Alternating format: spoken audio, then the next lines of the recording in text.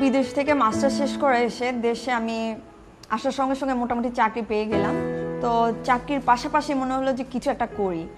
তো আমার মনে হলো যে আমি যদি কিছু একটা করতে চাই সেক্ষেত্রে কি হতে পারে। আমার কাছে মনে হয় সবচেয়ে ফুডটা হচ্ছে আমার জন্য স্ট্রেংথ। আমি এমনিতে ঢাকা শহরে মোটামুটি মানে স্ট্রিট ফুড বলেন আর রেস্টুরেন্টের খাবার বলেন মোটামুটি ট্রাই করেছি। তো রেস্টুরেন্টের ক্ষেত্রে বিশেষ করে মনে হতো যে বিদেশি খাবার পাওয়া যায় অনেক কিছু, কিন্তু দেশের মধ্যে থেকে দেশীয় খাবার পাওয়া যায় না, যেটা হতে পারে যে আমাদের আদিবাসীদের খাবার। আমরা বোনরা একটু মোটামুটি হাতের রান্না ভালো, সেই আমরা পাড়া প্রতিবেশী যে প্রশংসা পাই সেই জায়গা থেকেই প্রথমে আমার বাবা মাকে জানিয়েছিলাম যে আমি এরকম একটা কিছু করতে চাই।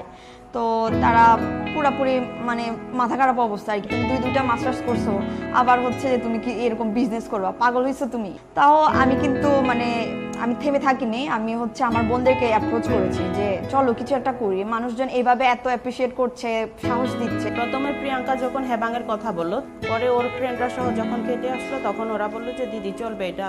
ট্রেডিশনাল খাবার নিয়ে শুরু করার পিছনে আমার একটা বড় ধরনের আমার ইন্সপিরেশন ছিল, সেটা হচ্ছে কলিগদের থেকে আর বন্ধু বান্ধবদের থেকে। তাদেরকে বেশ কয়েকবার খাওয়াইছি আমার হাতের রান্না, আমাদের চাকমাদের খাবার, তো তারা খুব প্রশংসা করতো। যখনই ঠিক করলাম যে হেবাংটা শুরু করব, তখনই সঙ্গে সঙ্গে আমি একটা ফেসবুক পেজ খুলি। তো শুরুতেই নিজের মানে মোবাইলে ছবি তুলে আমি আপলোড দিই।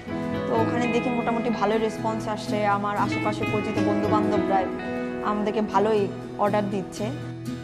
তো এভাবে করে প্রথম রেসপন্সটা ভালো পাওয়ার পরে আমি দেখি আমার নেটওয়ার্কটা বা এই হেবাঙের কথাটা মোটামুটি অন্য জায়গায়ও ছড়িয়েছে। তারা অপরিচিত মানুষজন দেখি বলে এই তোমার খাবার খেয়েছি।